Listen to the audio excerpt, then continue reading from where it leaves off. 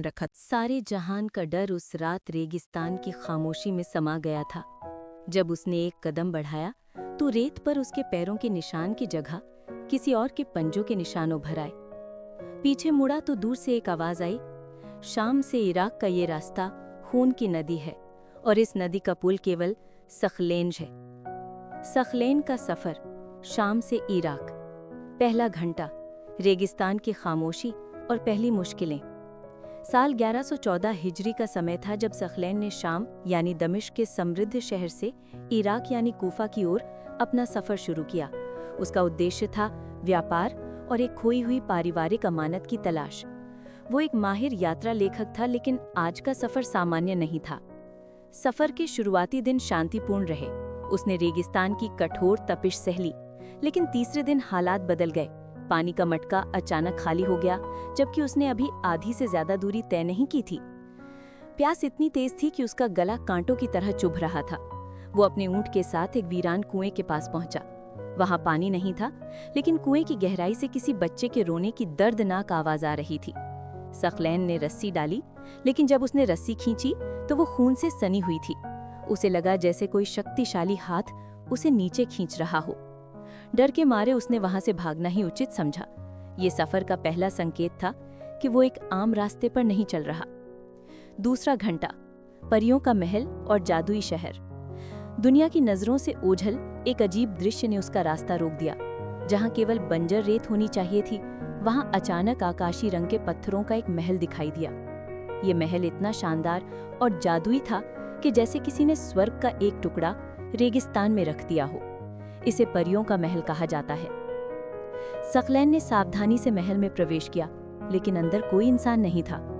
हर चीज बारीकी से सजी थी और हवा में एक खुशबू फैली हुई थी जो दुनिया की किसी भी खुशबू से मेल नहीं खाती थी। महल के बीच में एक झील थी जिसका पानी शीशे की तरह साफ और नीला था। झील के किनारे एक सिंहासन रखा था जिस पर रेशमी चादरें बिछी थीं। जैसे ही सखलेन पानी पीने के लिए झुका, झील से एक सुंदर प्रकाशमयी महिला का प्रतिबिंब उभरा, जिसकी आंखों में हजारों रहस्य थे। महिला ने एक रहस्यमय मुस्कान के साथ कहा, हे सखलेन, तुम्हें इराक की मंजिल से ज्यादा अपनी तकदीर की मंजिल प्रिय होनी चाहिए। ये महल हम परियों का आखिरी ठिकाना है। यहाँ आकर तुमने हमारा रहस्य जान लिया है। तुम्हारी परीक्षा शुरू हो चुकी है। सखलेन ने हैरानी से पूछा, आप कौन हैं और मुझे कैसे जानती हैं? प्रकाशमयी महिला का प्रतिबिंब धुंधला हुआ और झील का पानी उबलने लगा। महल की दीवारों से चीखों की आवाजें आने लगी और महल अचानक रेत के तूफान में बदलकर गायब हो गया।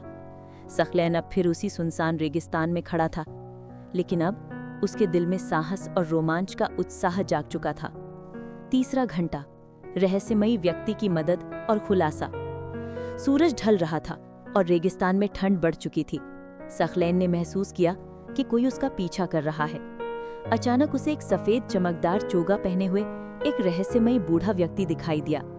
उसका चेहरा ढका हुआ था और उसकी आवाज में सदियों की बुद्धिमत्ता थी।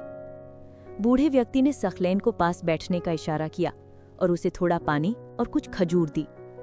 बूढ़े व्यक्ति ने कहा, सखलेन, तुमने परियों का महल देख लिया। ये वही जगह है जहां जन्नत और इंसान के बीच की सीमा टूटी थी। अब तुम ऐसे क्षेत्र में हो जहां भूखे कबीले और शैतानी ताकतें तुम्हारा पीछा करेंगी। लेकिन आप कौन हैं और मेरी मदद क्यों कर रहे हैं? सखलेन ने भावुक होकर पूछा। बूढ़े व्यक्ति ने मुस्कुराकर इशारा किया। उसके इशारे से एक छोटे टीलों के नीचे सखलेन को एक गुप्त रास्ता दिखाई दिया। मैं वो हूं जो समय के भंवर में फंसा हुआ है। मैंने तुम में वही अमानत देखी है जिसकी तलाश में तुम इराक जा रहे हो। लेकिन याद रखना, तुम्हारे पास से गुजरने वाले हर व्यक्ति पर शक करना। ये कहकर बूढ़े व्यक्ति ने सखलेन को एक छोटा लोहे का ताबीज दिया और फिर हवा में घुलकर गायब हो गया।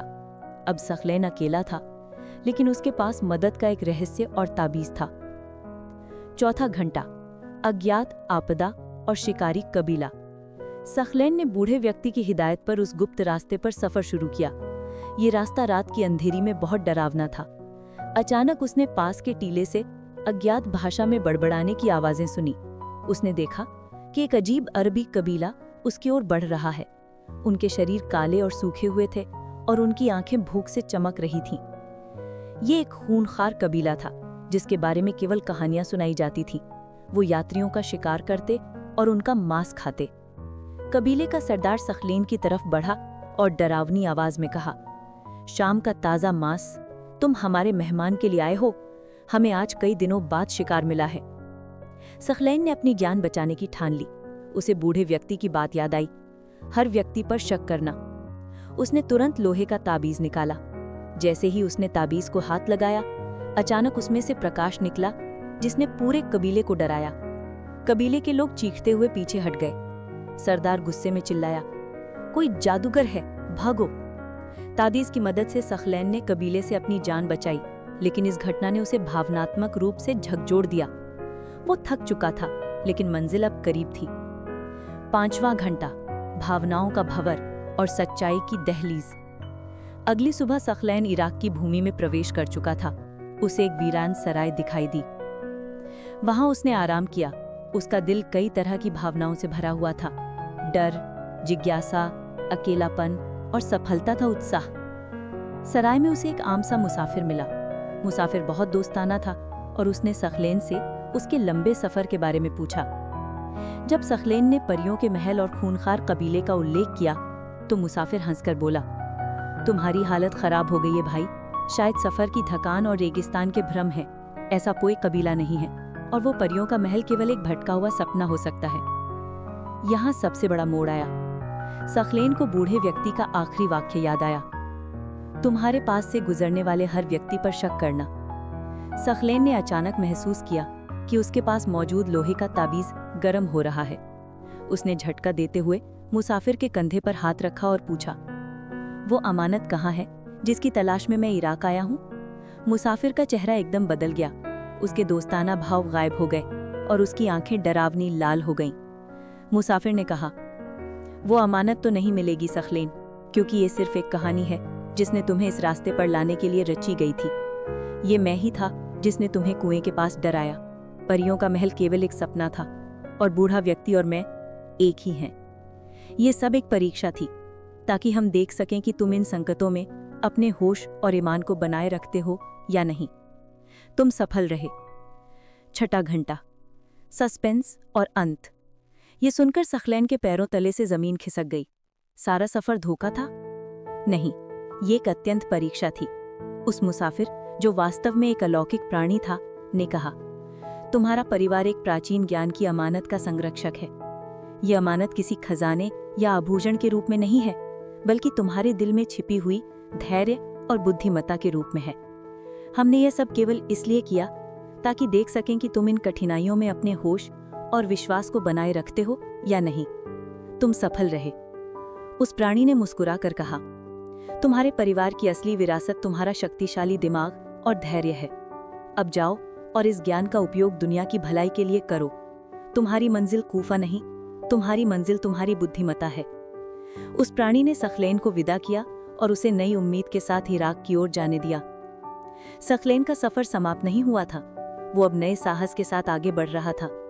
उसकी कहानी एक थ्रिलर, पहेली और भावनाओं के तूफान से भरी हुई थी, जिसने उसे एक आम मुसाफिर से ज्ञान और धैर्य का धनी बना दिया। अब वो जान चुका था कि सबसे बड़ा सफर अंदर का सफर होता है।